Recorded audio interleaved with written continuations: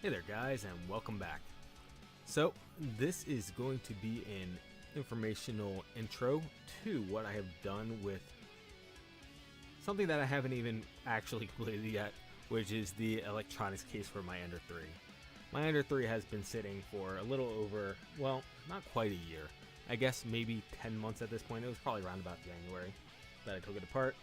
Evidently, I actually thought it was longer than that, but as we'll see when we go into Fusion, according to the timestamps on Fusion, it wasn't actually that long ago. But I took the Ender 3 apart in order to upgrade it and create a new electronics box, and ever since then, all the electronics have been in here. So I've gone through a number of iterations on the previous, at this point, design.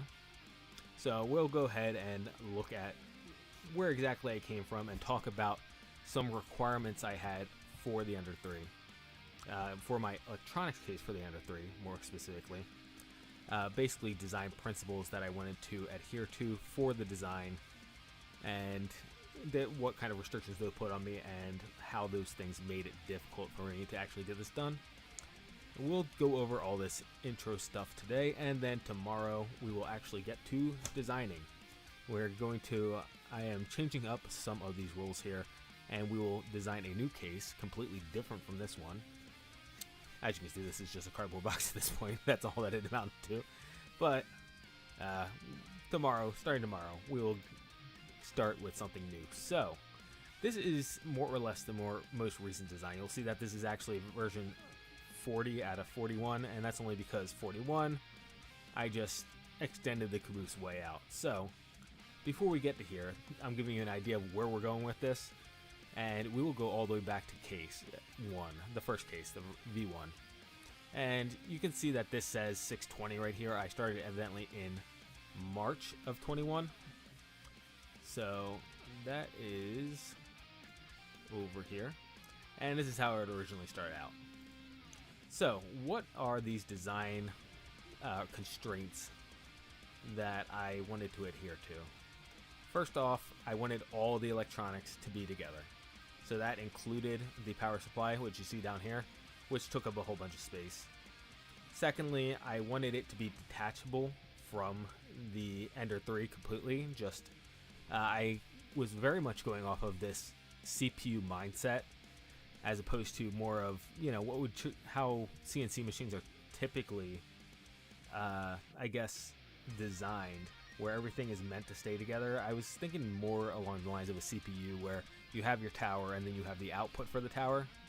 So that's one thing I wanted to do. One of the goals for the design was to make it so that everything could be detached, and the Ender 3, the physical parts of the Ender 3 with the motors and the gantry, etc., etc., etc., would be one thing, and the electronics would be a completely different thing. And the third major constraint was that I wanted everything to be printable on an Ender 3.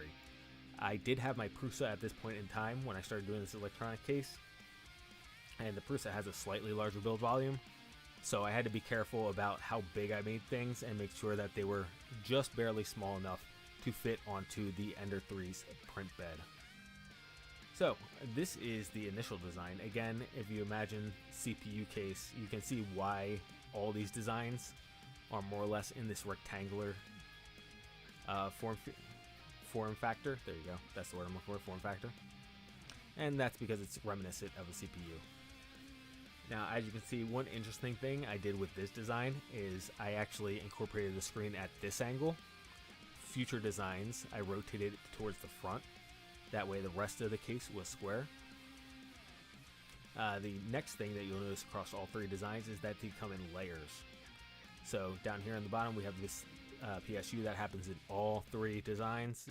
PSU just takes up so much space, and it just barely fits on the, especially when you add an electrical outlet here. This would be where the on-off switch would go with the power plug. So once you add that in, it just barely fits on the Ender 3 build platform in the X direction. I guess in the Y direction. The Ender 3, if I recall correctly, is square.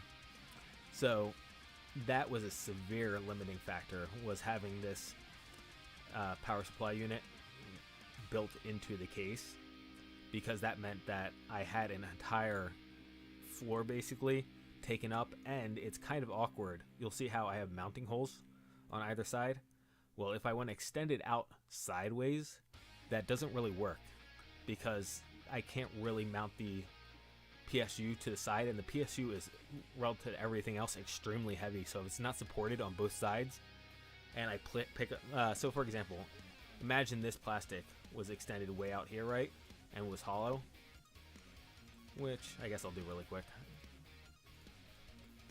Boom, bump, and 3. I will attempt to do really quick. Fusion has decided that it doesn't want to shell out in that profile, so we will not. Regardless, point being is that you shell that out, assume that's all white space, and then I go and try to pick up this corner right here. Well, the plastic's just going to snap because of how heavy this part is. So that was one severe limitation. On this version, as you'll see, and you'll see these on all the versions, we do have fan ports built in here, which is nice. I did like that. And they've all basically got, well, versions 1 and 2 have all the same electronical components. Version 3 I added a couple things, but if we remove this lid right here, you'll see I had the Raspberry Pi Model B up on the roof because that's where I could fit it. As you can see on the build plate below that, there's not really much space. There's the I have a Big Tree Tech, what is this, mini, what is it called again? Mini E3. So that was the board I was putting into my Ender 3. I had actually just gotten it, so I actually have never run the Mini E3 on the Ender 3 as of yet, because again, I got it and then went and redid the electronics case. So anyway, that's the board going in it, and as you can see, there's no real space here, and I've got a buck boost converter back there to power shift or change the power levels. We've got this relay just stuck on the side right there because, again, places where things can fit. The last thing I'll say about this specific version is that you can see, actually, let me Control Z and check out if we can see it better here. Yeah. So I actually clamped in this version the Raspberry Pi to the roof. I did not mount it to the roof because I didn't want to put screw holes going out the sides. I wanted to avoid that wherever possible. As you can see, the only screw holes going out the sides are for the PSU stuff, and that's because I basically didn't have a choice. And the screen. Again, the screen I did not have a choice, but everywhere else I tried to hide mounting screws as best as I could. So if you look at the fans, you'll see that the screws actually just sit in there on the fans. They don't actually have bolts on the other side, so they just get pressed in, screwed in, and they're just kind of there, you know? Otherwise, as you can see here on the build plate, and this again is going to be the same for all the designs, all these captured nuts to hold these things down are all on the inside. Back here, and again, same exact thing on other designs that have the relay right here, which I believe is all of them. The capture nuts are on the inside of the case, so you don't see them on the outside. So that is all of that. That is design version 1. And from here, I decided, as previously noted, to switch the screen over to give myself a little bit more room to make things easier. So you can see now the Raspberry Pi is still mounted on the roof, but it's not mounted at a weird angle. Over here, if I hide this again, this is quite cramped. You can, if you imagine, actually back to the section analysis, there you go. So you can see how this side of the board has like no space between here and the wall. And basically this space here, while it looks like I have a decent amount of space in the CAD between, for example, these headers, that relay board, and the Pi, it's actually a lot smaller than it looks in real life. So this allowed me to get a bit more space, as you can see, between the Raspberry Pi and everything else, which was nice. And in this design, I don't think I had it in this one. Yeah, I did not have it in this one. But in this design, I created this idea of these hook hoop things. So if we re-enable that body and toss the section analysis back on, actually it looks like all these are broken. So half a second. Section analysis right there. And let's back up a little bit. There we go. So you can see how the connection points, because again, I didn't want any screws, bolt heads sticking out the side. Well, this is how we're attaching. We have these little holders that connect the two pieces, and then they get bolted together. So that's how I resolved that. Again, fan profiles are going to be the same exact thing on all three of these, and the build plate is going to look very similar. Now, if I spin this around, let's see if there's anything else to mention. I guess the only thing to mention is back to size capacity. So the build plate on the Ender 3 for this one actually even, I believe, was just barely too small for this. Oh no, actually I take it back. I believe I did print this, and I just found that the power unit, the power switch that went in here that connected to the power plug and had the toggle switch on it, was way too tight to here, and I needed more space, and therefore I created this little caboose to give myself an extra, what is this, 10, 12 millimeters? Oh no, I actually got a full inch out of it. So yeah, I extended by a full inch, and you see on this one, it's actually got these slots. So it slots in, and then the top layers hold it down, keep it from sliding back out. You also notice that it's open on the bottom, and that honestly is just, I believe, oh yeah, that is exactly what it's for. Back to the power supply is open here. So rather than fill this in and add just a fake floor right here, butting right up to the power supply, I opted to leave it open. Especially because if I had a floor right there, then getting the wires in and out would be more difficult. So that is that one. And I'm just glancing around to see if there's any other things I noticed. I don't think there are. Yeah, so those are the major changes. The hook and bolt method to put everything together, the orientation of the screen to allow myself more room. The pie is still being held with this clamp here, because again, no bolts on the outside.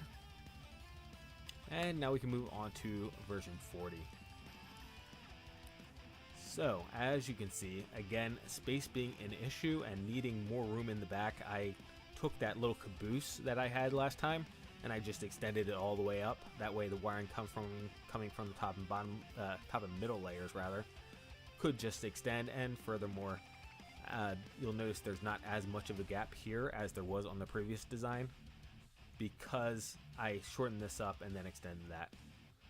So, next set of changes, let's take a look inside.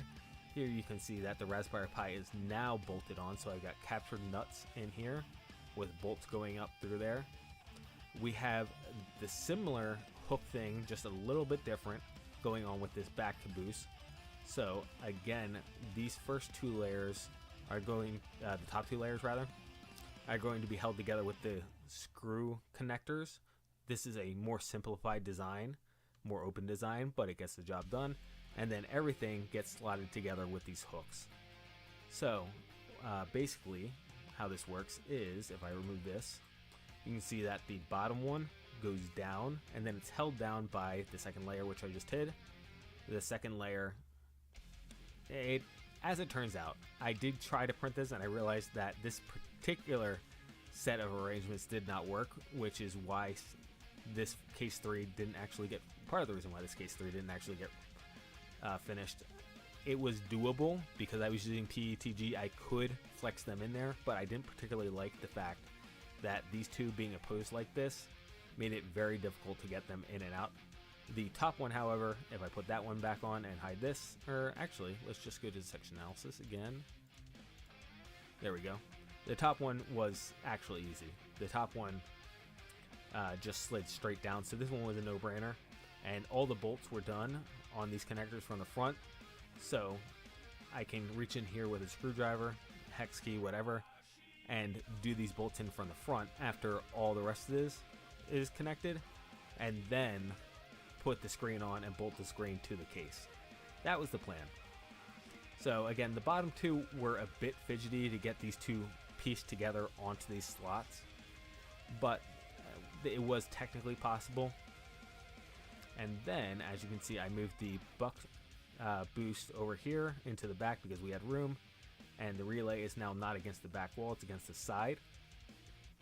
And the last thing, which is very obvious, and I just want to double check before we get there, is this panel. So this panel has power outlets here. This is XT60s. And then it has a whole bunch of these keystones. And my idea with this one was, before in versions 1 and 2, my plan was just to run the wiring out of the case in the areas that I had holes, okay? So run the wires out through the bottom here, for example, to get back to the Ender 3. This one, however, I decided to do a little bit differently. So first off, you'll notice that the Raspberry Pi is flipped around, so you can't actually access any of these USB or Ethernet ports. For that reason, these keystones, then we can put the inputs / outputs, the USB ports, the Ethernet port for the Raspberry Pi in here. So that gives us access to it. And then the rest of them, or at least a few of them, I wanted to do in USB Type-C and actually run the wiring for the Ender 3 via USB Type-C and break it out on the other end at the Ender 3, so that I did not have a bunch of ribbon cables, well, not necessarily ribbon cables, but a bunch of 28 gauge wires going all over the place like the Ender 3 currently has. So that was the plan. The plan was to simplify the wiring on the Ender 3 to make it so that the only thing running between this case and the Ender 3 were 2, I believe, if I did the numbering correctly on the wires. I actually don't know if I did, because I found out that USB Type-C, when you look at it, it looks like it has 24, but it actually only has 12 wires, I believe, because they're mirrored. And I didn't realize that upon initial inspection, but I believe 2 USB Type-Cs is still enough wires. Actually, I take it back. It's 12, if I recall correctly. 12 mirrored, but I believe on many of the USB cords, 4 or 8 of them, or 4 or 6 of them, 4 or 6 of them, one of those two numbers, 4 or 6 of those wires are actually tied together, so you can't actually use them. It's one of these things. I'd have to re-look over the wiring, because there are a couple funny things going on with USB Type-C. Regardless, I technically had fewer wires than I thought I did. At the same time, I figured it would still be okay. So I believe, rather, it should still be okay. I think I still have technically enough wires with 2 USB Type-C cables. So that's the deal. And then, obviously, let's see. Yeah, obviously, I don't see anything else here. So obviously, we do have this other one where the caboose just got super elongated. And basically, I had printed out this, which is a heck ton of plastic, and found out that the back end was really tight and it was really difficult to wire all that together. So, since everything just has to fit on the build plate, I was like, alright, I'm just going to extend this out to be the same size as the build plate here, and that should give me way enough room to get everything wired together. You know, just endless empty space right there. So, that is where we were at. That's where I stopped and just said, you know what, I am happy with my Prusa. Again, the backstory here is that, oh, that's right, I think also what I was doing here, let me hop back over here really quick. I forgot about this change. I totally forgot about this change. These side pieces on the PSU in this version, starting in this version,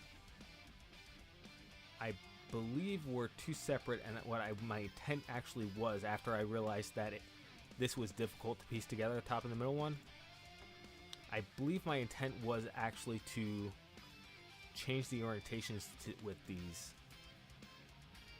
Yeah, I believe that is it. So I changed the orientation on this version so that the 2 side pieces actually slid in from the sides to lock into this. I don't know that I actually finished that. That looks like that's not actually finished right now. But that was the intent. The intent was to actually have the 2 yellow pieces on left and right side slide into these slots, since it was difficult to get them into the slots vertically because of the middle section. So that was the other change between 40 and 41. And again, this was a heck ton of plastic that I ended up printing for all these versions. And it's unfortunate it didn't really work out. But basically, a few things will be changing on the design that we're going to be going with moving forward. First off is, now that I know, this is just broken because I updated stuff and moved it.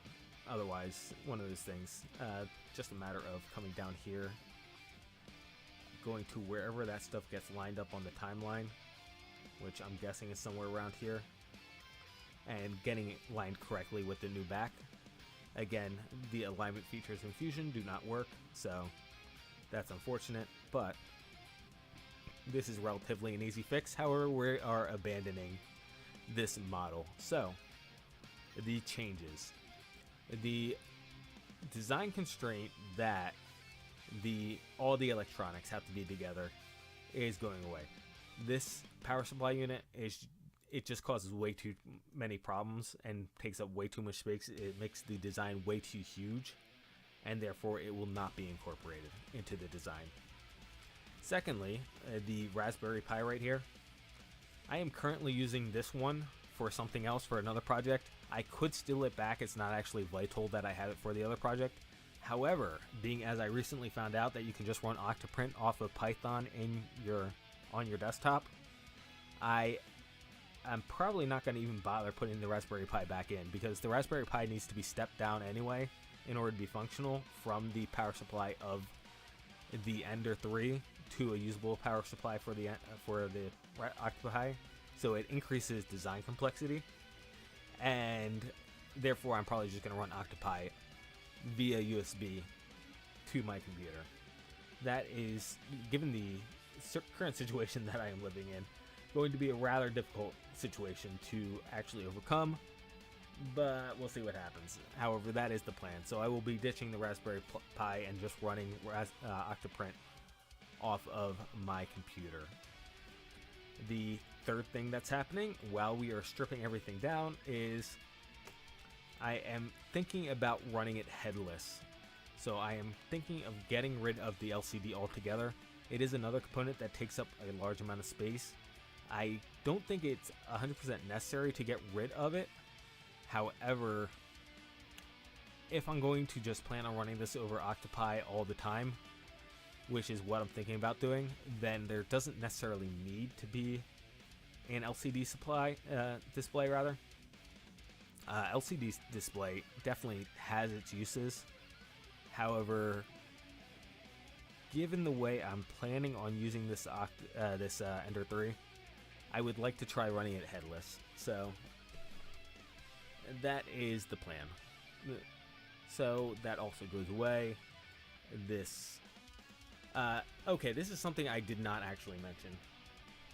So, and I'm stopping because I was about to get to the buck converter. Let's hop over to camera really quick. Camera. Alright, so here are some pieces that I had left over that evidently did not go into the bin with everything else. And you can see that this is quote-unquote transparent PETG. Now, to actually get transparent, there's a couple different things. I did see a CNC Kitchen one where he made very transparent PETG. I don't know if I'd put that much effort in, but I could definitely change the infill density on this and the pattern to make it more transparent. But it is this color, the point being, because I was planning on running, again, it being a PC style enclosure. A PC style enclosure needs RGBs, right? You got to have some of your gamer RBGs on your console on your PC tower. It's getting late, okay? So I was gonna run LEDs in this. I don't know if I'll be doing that still with the new design. I actually do think I will. However, it may not be to the point, not that one, not VS Code, my bad. It may not be to the point that what I'm beating around the bush here is that I might do something else instead of this buck converter, That's probably untrue. I probably will still have this buck converter, but we'll see what happens. And furthermore, sorry for the suddenly dropping plastic there, but let me hit Control Z a whole bunch. The fan ports. If I only have the board running in here, it really shouldn't be that hot. You know, I had the fan ports in here because one, the exhaust for the PSU is in there, so that definitely needs to be dissipated. And B, we also were running the Raspberry Pi, but if we strip all that out and it's just the motherboard, then chances are I may only end up with one fan. And one of those things, technically speaking, I believe there are extra fan ports. Yeah, there's definitely extra fan ports on the Big Tree Tech, right? So I was thinking about just running 1 or 2 fans, depending on how many ports I see on here. Alright, I see a fan 1, fan 0. The hot end should have 2 fans, right? Or does the Ender 3 hot end only have 1 fan? Otherwise, I'm looking here and I'm not actually seeing... Oh, it does have a slot for NeoPixels. This board does have a NeoPixel slot, so I can run that off of the NeoPixels off of this board, so that's good. However, I'm not seeing, as I was getting to, any additional fans. I see a couple different things that maybe could be used as fans, I think, but we'll see what happens with that. Otherwise, we may just run the fans one way or another off of something else. I'll figure it out. Point being is that the board shouldn't really need too much fans because it's only the motherboard. At this point, it doesn't need all 3 fans that I have here.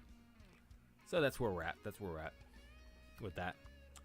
As for the design we're going for beyond those design constraints that I am removing, actually, you know what? I'll say that for tomorrow. I have a very good idea of what I want to do with it, and it's very interesting and cool, which is the whole entire, point of this channel.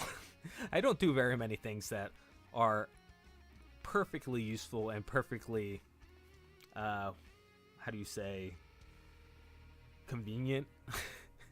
Not very convenient, not very utilitarian, not very straightforward and does the job correctly in the most efficient way possible. Yeah, efficiency was the word I was looking for there. So I do many things that are inconvenient and very inefficient, and this is not exactly convenient or efficient. However, it is very cool looking. I hope it will be very cool looking when I get it done. So that is the teaser for tomorrow. I'm pretty sure that's what I'll be doing tomorrow. Yeah, so tomorrow, the only reason I'm hesitating here is because, unfortunately, due to unforeseen circumstances, I didn't really mean to put this into this video. I was hoping to keep this video clean because it's just an information video. But my Dremel press ran into a bit of an issue, but I really wanted to have that done and off my plate.